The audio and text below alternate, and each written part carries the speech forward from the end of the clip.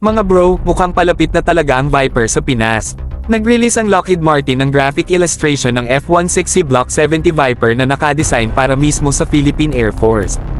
At hindi lang ito basta-bastang jet, Block 70 ito mga bro, pinaka-advanced na variant ng F-16 na ginagawa ngayon.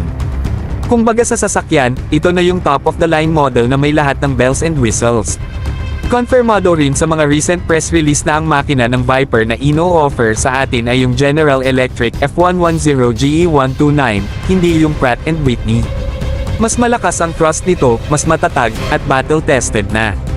Kung naghahanap tayo ng power para sa ating mga multi-role missions, ito na talaga yun mga bro, panghataw sa ere. Flashback tayo saglit, noong 2020 pa lang, Block 70 na ang pinopromote ng Lockheed para sa PAF. So hindi to bigla ang offer lang, mga bro.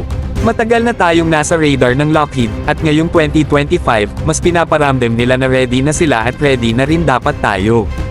Ang maganda pa dito, mga bro, binibente rin nila ang compatibility ng F-16 sa ating FA-50 fleet.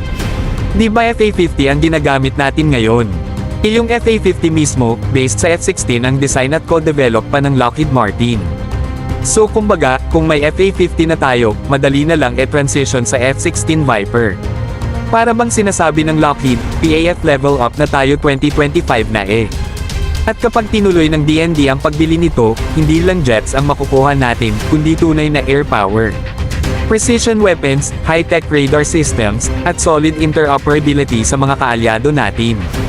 Kung matuloy ang deal, ito na ang pinakamalaking talon ng PAF pagdating sa air combat capability mula nang dumating ang FA-50.